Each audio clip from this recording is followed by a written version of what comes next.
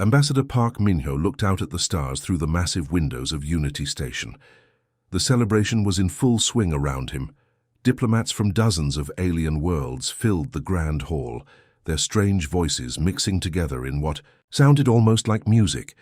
He raised his crystal glass, watching the blue liquid inside catch the light from 3 different suns.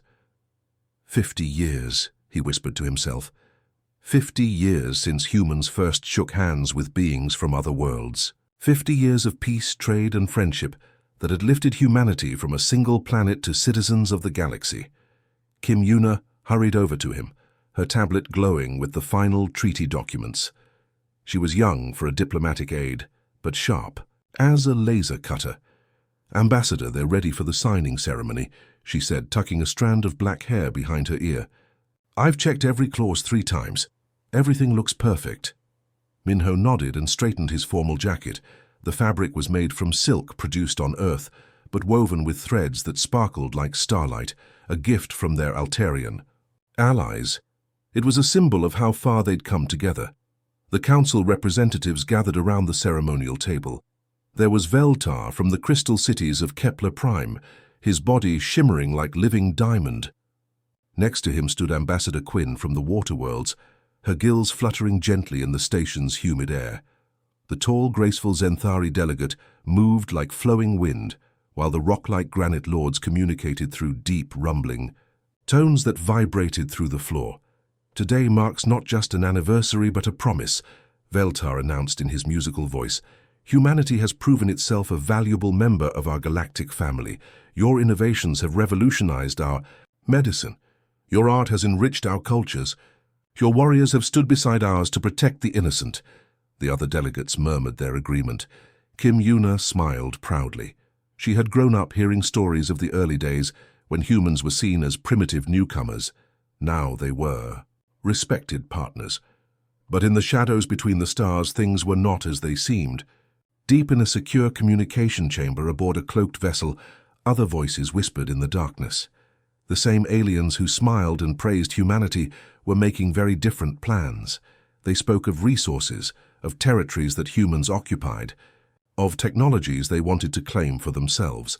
The plan was elegant in its cruelty: frame humanity as aggressors, turn the galaxy against them, watch as Earth and its colonies were isolated, blockaded, and slowly crushed.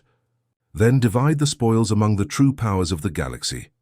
As Min-ho signed his name with a pen made from metals found in the rings of Saturn, he had no idea that this celebration would be remembered as the last moment of innocence.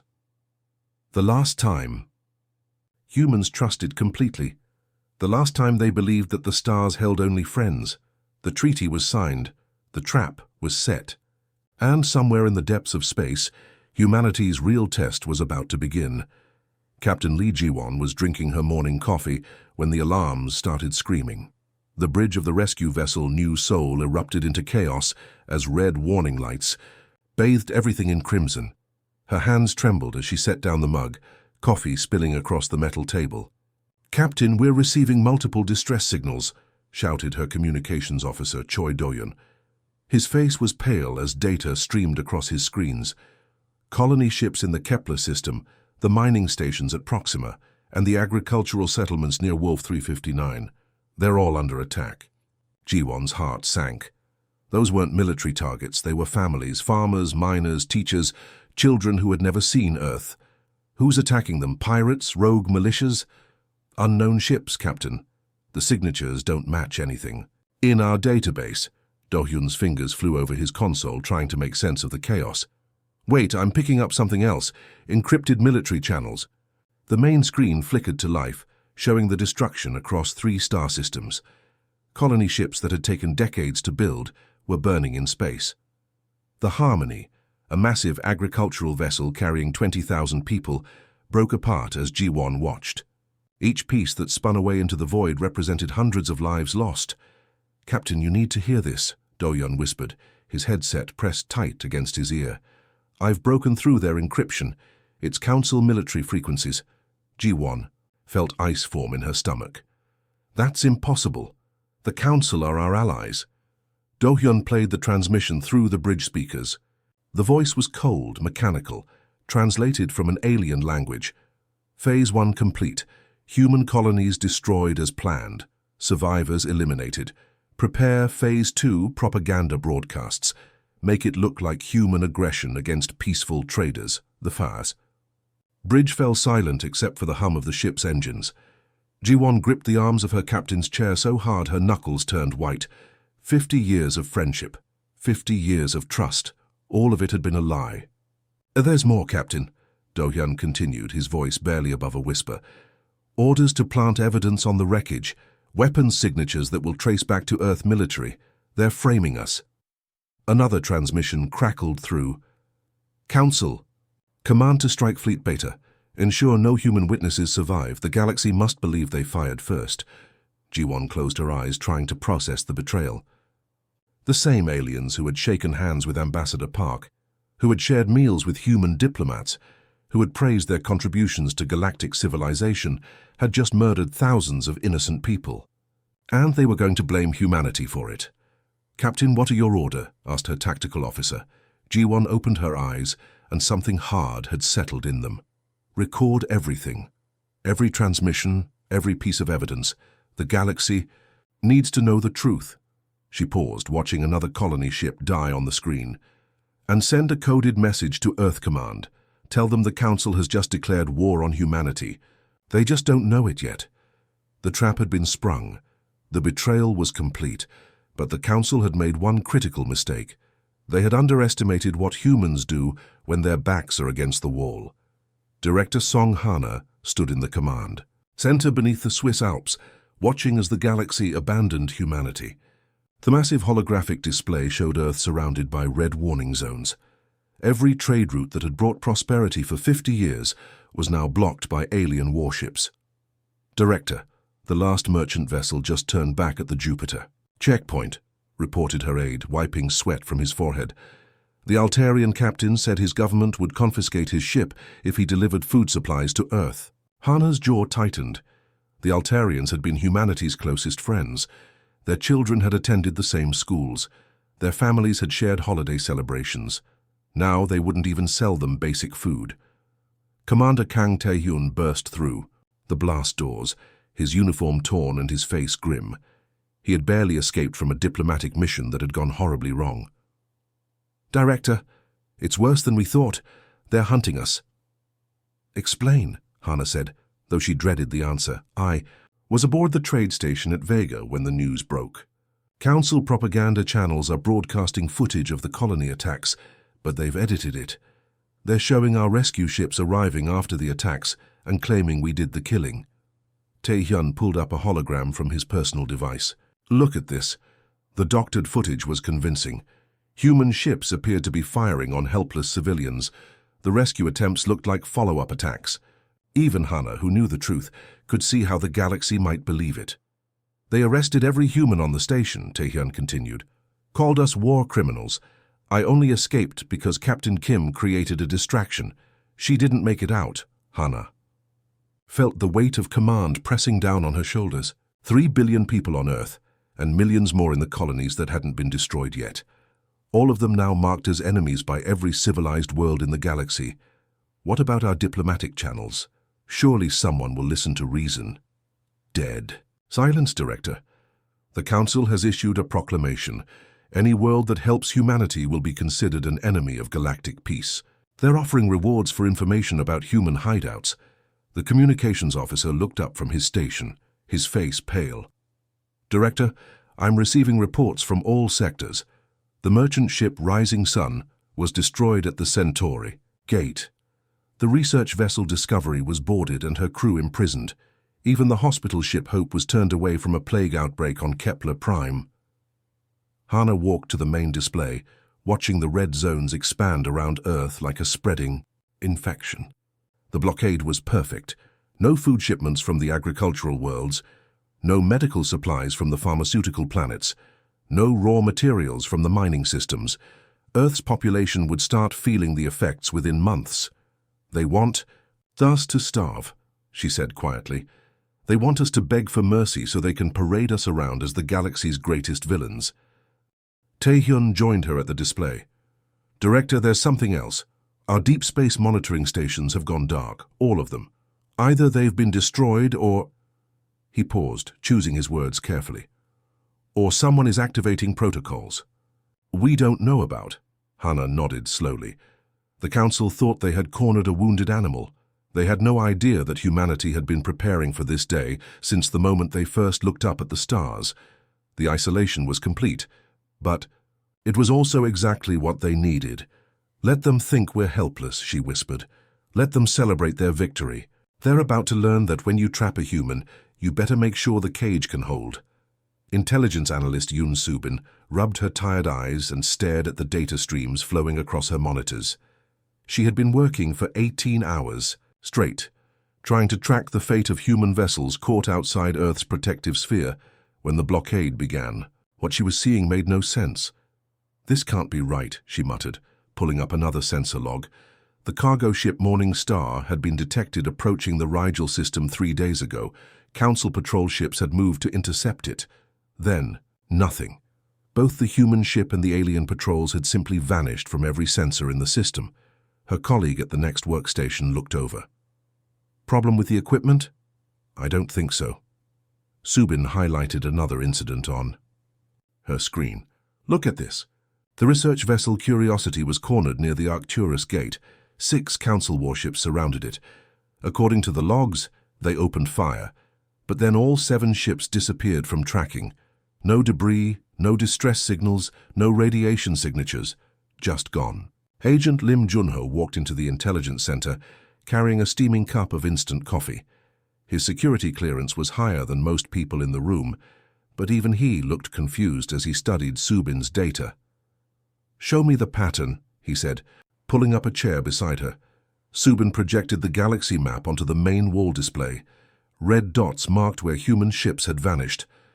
17 incidents in the past week. Every time Council forces engage our people, and everyone disappears. Not destroyed, not captured, vanished. Junho sipped his coffee thoughtfully. Something about the pattern triggered a memory from his training years ago. A classified briefing about contingency plans that seemed too fantastic to be real. "Subin, I need you to check something for me. Look for any signals on frequency 847.3 terahertz. It's an old military channel." "That frequency doesn't exist in our standard communications." "Hooray," Subin replied, but her fingers were already adjusting the sensors. "Wait, I'm getting something. It's very faint, like an echo." The signal was barely detectable, a whisper in the cosmic noise. But it was there, pulsing in a rhythm that Junho recognized. 3 short, 3 long, 3 short. The ancient SOS signal, modified with additional patterns he had seen only once before. "My God," Junho whispered, "they actually built them." "Built what?" Subin asked, but Junho was already heading for the secure communication booth. 20 minutes later, he emerged with a pale face and shaking hands.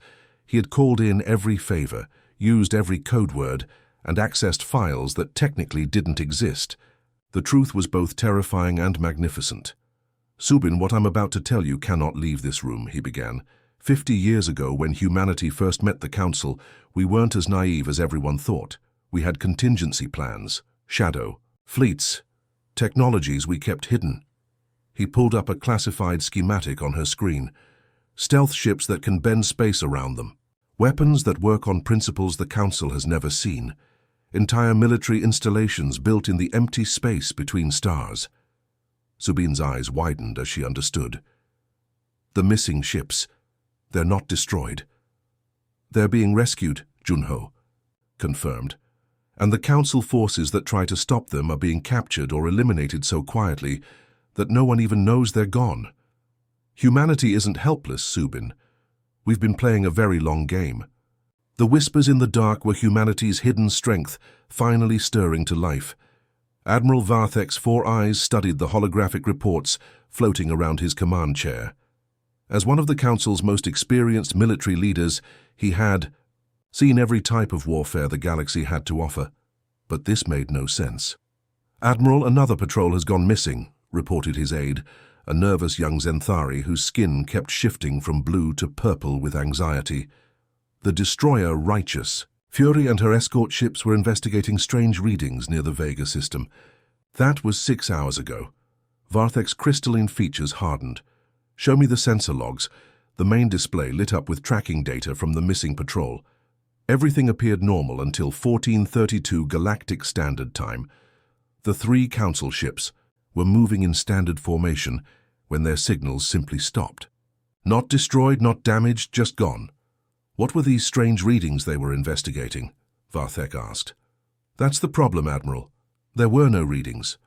The patrol reported seeing something that wasn't there according to our sensors. Ships that cast no shadows, left no heat signatures, produced no gravitational disturbance. Varthek stood up, his tall frame casting shadows across the bridge. In his 300 years of service, he had never encountered anything like this. Impossible. Every object in space leaves some trace. Meanwhile, 30,000 kilometers away, Captain Shin Hyejin smiled as she watched the alien admiral's confusion through her ship's advanced observation systems. The ghost wind hung in space like a whisper, invisible to every scanner the Council possessed. Target acquired, reported her tactical officer, Lieutenant Park Seojin. The Admiral's flagship is completely unaware of our presence. Hyejin nodded. Her ship was the first of humanity's shadow fleet, built in secret facilities hidden in the asteroid belts. The technology came from research projects that officially didn't exist, using principles that the Council's science had never discovered. Remember, we're not here to destroy, she reminded her crew. We're here to send a message. The ghost wind moved through space without engines, without exhaust, without any of the normal signs that should announce a starship's presence. Instead, it folded space around itself, slipping between dimensions like a knife through silk. Captain, we're receiving reports from the other Phantom ships, said Communications Officer Kim Daeho. The Silent Storm has successfully infiltrated the Council's main supply depot at Alpha Centauri. The Whisper has planted listening devices in the Senate, building on the capital world. The Shadow Dance has been following the Council President's personal yacht for 3 days without being detected. Hyejin felt a cold satisfaction. For 50 years, humanity had shared their discoveries with the galaxy. They had been open, trusting, eager to help. But they had also been careful. While offering friendship with one hand, they had prepared for betrayal with the other. Begin Phase 2, she ordered. Throughout Council space, impossible things began to happen. Secure military bases found their defense systems mysteriously offline. Intelligence networks discovered their most classified files had been copied by intruders who left no trace. Supply convoys vanished between star systems, their cargo redistributed to worlds that had remained neutral in the conflict. Back on the Council flagship, Admiral Varthek received another disturbing report. Sir, our deep space monitoring station at Rigel has stopped responding. The automated systems show everything is normal, but the crew hasn't made contact in 12 hours. Varthek's aide whispered nervously. Admiral, what if the humans have technology we don't know about? The veteran commander's 4 eyes narrowed. Impossible. We've had full access to their research for decades. They're a primitive species that got lucky with a few innovations. He had no idea that at that very moment, Captain Shin Hyejin was standing in his ship's main corridor, completely invisible to every security system, reading the classified war plans displayed on his personal computer screen. The panic started on Kepler Prime during the morning news broadcast. Governor Zelnath was addressing the colony about increased security measures when his image flickered. For just a moment, a human face appeared on every screen across the planet. Nam Jemin looked directly into the cameras with calm, dark eyes. His voice was quiet, almost conversational, but somehow it carried to every corner of the crystal cities.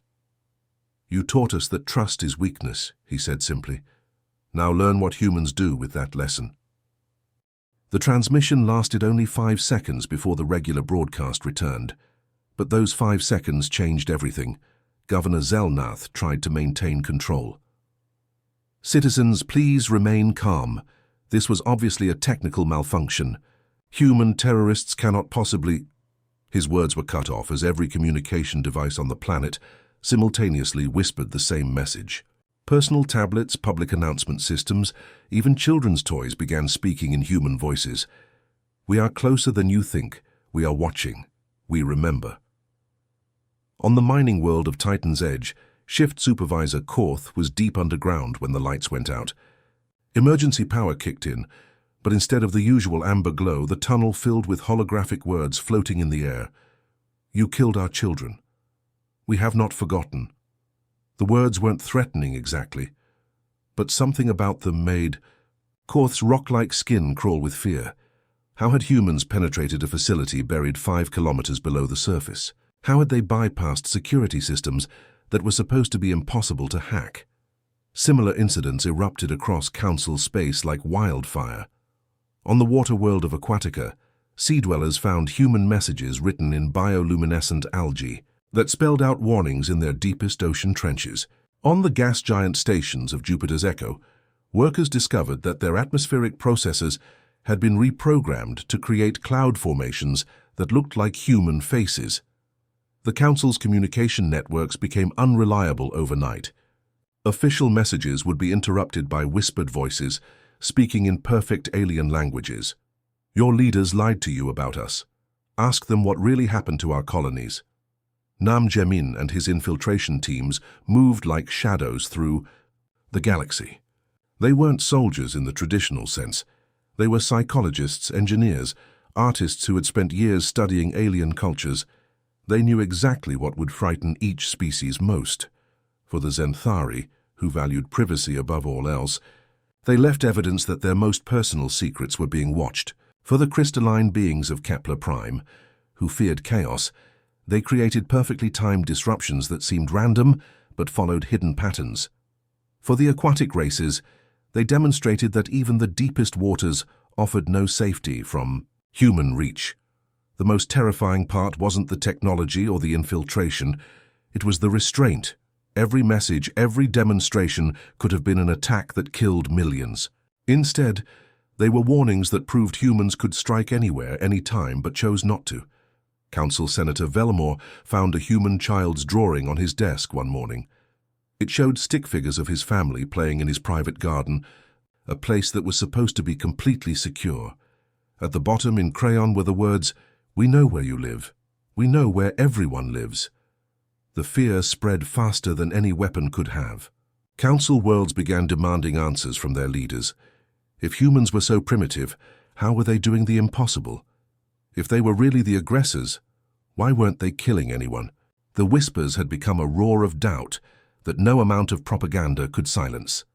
Military Coordinator Oseolgi stood before the holographic war room, watching as the Council's mighty defenses crumbled like a house of cards. She didn't look like a conqueror. At first glance, she seemed more like a university professor, with her wire-rimmed glasses and calm demeanor. But her mind held the tactical knowledge of humanity's greatest military strategists. "Bei Wu Jin status report," she said quietly into her headset. 3 star systems away, technical specialist Bei Wu Jin sat in front of a wall of monitors, his fingers dancing across holographic keyboards. "Coordinator, we've gained full access to the Rigel Defense Network. Their own security systems are now working for us." What the Council didn't understand was that humanity had been quietly studying their technology for 50 years. Every trade agreement, every cultural exchange, every joint research project had been an opportunity to learn. Human engineers had memorized the blueprints of alien starships while helping to repair them. Human programmers had studied Council computer systems while supposedly learning from them. "Phase 1 complete," reported Lieutenant Kim Nari from her station. "The Council's early warning systems are feeding them false information. They think their fleets are in position, but half of them are chasing sensor ghosts we created."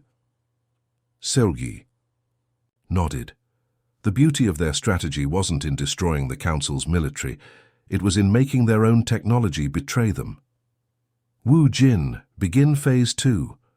Across the galaxy, Council military bases experienced impossible malfunctions. On the fortress world of Iron Gate, defense turrets that had protected the planet for centuries suddenly turned toward the sky and began firing at empty space, draining their power cells. The base commander screamed orders at his technicians, but they could only watch helplessly as their own weapons obeyed commands from an unknown source. "The targeting systems have been reprogrammed," one technician reported with panic in his voice. "But that's impossible. These systems aren't connected to any external network." What he didn't know was that human infiltrators had been placing tiny modifications in Council technology for years, microscopic circuits that lay dormant until activated by specific signals, hardware that looked identical to the original but contained hidden functions.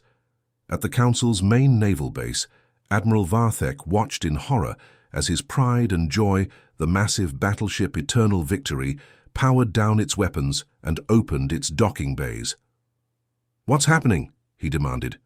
"Sir, the ship's computer says it's following proper maintenance protocols," his aide replied, confusion clear in his voice. "But these protocols don't exist in our database." Seulgi smiled as she watched the tactical display. Red Council positions were turning blue one by one, not through destruction but through conversion. Their own infrastructure was joining humanity's cause. "Coordinator, you need to see this," called Sergeant Park Ji-yo from the communications station. "The Council is trying to send encrypted orders to their remaining fleets, but their messages are being edited." On the main screen, they watched as Council military orders were intercepted, modified, and retransmitted. Commands to attack human positions became orders to stand down. Instructions to reinforce key locations became directions to abandon them. "Sir, this is impossible," Admiral Varthek's aide whispered. "How can a primitive species do this to us?" The answer was simple but terrifying. Humanity had never been primitive, they had been patient. For 50 years, they had played the role of eager students while secretly becoming the galaxy's greatest masters of technology. They had built backdoors into every system, planted seeds in every network, and prepared for this exact moment. The Council taught us well, Seulgi said softly. They showed us how to build weapons, how to design defenses, how to create the perfect military machine. They just never realized we were taking notes. The Council's emergency chamber was the most secure location in the galaxy, built inside a hollowed-out asteroid, surrounded by defense stations and protected by technology that had never failed. In 300 years, the surviving leaders of 12 alien civilizations gathered around the circular table, their faces showing fear for the first time in their lives. Supreme Chancellor Mordeth, his ancient scales dulled with stress, called the session to order. "Fellow councillors, we face an unprecedented crisis. Half our fleets are disabled, our communication networks compromised, and our people are questioning everything we've told them about the humans." Senator Velkris leaned forward, her crystalline body flickering with nervous energy. "How is this possible? Our intelligence reports showed them as technologically inferior. They should be begging for mercy by now, not making us beg for survival." "Perhaps," said a calm human voice from behind them, "you should have done better intelligence work." Every alien in the chamber spun around in terror. Standing near the sealed entrance was Han Minji, a young woman in a simple black uniform. She hadn't been there a moment before. The room's sensors showed nothing. The security systems registered no intrusion. Yet there she was, as real as the fear now filling the chamber. "Impossible," whispered Chancellor Mordeth. "No one can penetrate. This facility, the shields, the locks you designed using principles we taught you," Minji interrupted gently. "The shields powered by technology we helped you improve. The sensors based on theories we shared during our cultural exchanges." She smiled, but there was ice in her eyes. "Did you really think we gave you everything? Did you believe we were that naive?" Across the galaxy, Jong Hyun-woo sat in a concealed ship, his hands moving across control panels that shouldn't exist. Every word spoken in that secure chamber was being broadcast to every world in Council space. Citizens who had been told that humans were monsters were hearing the truth for the first time. "You're here to gloat," Senator Korval growled, his rock-like features twisted with anger. "To celebrate your victory over beings who welcomed you into civilized society." Minji shook her head. "You still don't understand.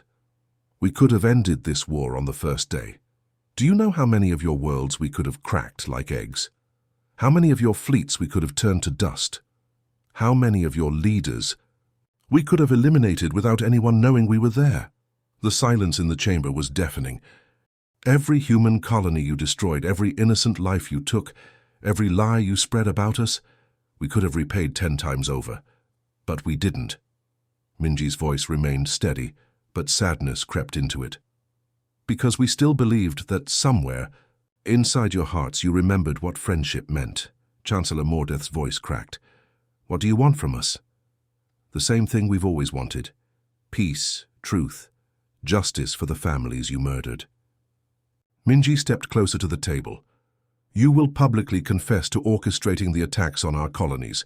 You will pay reparations to the survivors. You will return every human prisoner. And you will never, ever make the mistake of betraying us again. Senator Velcris found her voice. And if we refuse? Minji's expression didn't change, but somehow the temperature in the room seemed to drop. Then you'll discover what humans are really capable of when we stop showing mercy. And trust me, counselors, you don't want that lesson. The truth hung in the air like a blade. Earth's children had grown up, and they were no longer willing to be victims. Fleet Admiral Kwon Sunho stood on the bridge of humanity's flagship Unbroken Dawn, watching as the most powerful military force in the galaxy came to surrender. The Council's remaining fleet approached slowly, their weapons powered down, their pride shattered. It was a sight no one had ever imagined possible just months before. Admiral, incoming transmission from Chancellor Mordeth, reported his communications officer. The alien leader's image appeared on the main screen, his once proud scales now dull with defeat. Admiral Kwon, the Chancellor began, his voice barely above a whisper. The Galactic Council formally surrenders to the Terran Federation. We accept full responsibility for the unprovoked attacks on human colonies. We agree to all terms of reparation. Sunho nodded calmly. He had fought in 3 wars before this, but never one that ended with the enemy begging for mercy they didn't deserve. The surrender is accepted, Chancellor. The galaxy will witness justice today. Across human space, Coordinator Yu Jisoo was already implementing the transition protocols. From her command center on Luna, she coordinated the lifting of the blockade that had tried to strangle humanity. But this wasn't a return to the old ways. This was the birth of something entirely new. Status report, she called to her team. Trade routes are reopening, but under our supervision now, reported Lieutenant Han Siwoo. Council ships requesting. Passage must submit to human inspection. Several alien governments have already requested new trade agreements directly with Earth. And the reparations? Flowing in faster than projected. The Zenthari have offered their entire medical database. The Kepler colonies are providing rare minerals for the next 50 years. Even worlds that weren't directly involved are sending gifts, hoping to avoid being on our bad side. Jisoo allowed herself a small smile. Fear was a powerful motivator, but it wasn't just fear driving these gestures. It was respect. For the first time in galactic history, alien civilizations looked at humans not as junior partners or useful pets, but as the apex predators they had always been. On worlds throughout Council space, the broadcasts continued. The truth about the colony massacres, the evidence of the conspiracy, the revelation of humanity's hidden capabilities. Children who had been taught that humans were primitive savages now learned that Earth's people had been holding back their true strength for half a century. Ma'am, we're receiving diplomatic requests from 17 different species, reported another officer. They want to establish formal relationships with the Terran Federation, independent of the Council. The old galactic order was crumbling, and something better was taking its place. The Council's iron grip on interstellar politics was broken. Smaller species that had been oppressed for centuries were finding their voices, and at the center of it all stood humanity, no longer the eager students, but the acknowledged teachers. Admiral. Sanho received a final transmission from Earth Command. The message was simple. Make sure they remember. He activated the galaxy-wide communication network, the same one that had carried Council propaganda just weeks before. Now it carried a human voice to every corner of known space. To all civilizations. Listening, Sunho began, his words calm but carrying the weight of absolute certainty. Humanity has always preferred peace to war, cooperation to conquest. Today we proved that preference was a choice, not a weakness. He paused, letting the words sink in across 1,000 worlds. We return to you the galaxy we helped build together. But know this, we are no longer the trusting partners we once were. Betray us again and next time we won't just whisper. The age of innocence was over. The age of human strength had begun.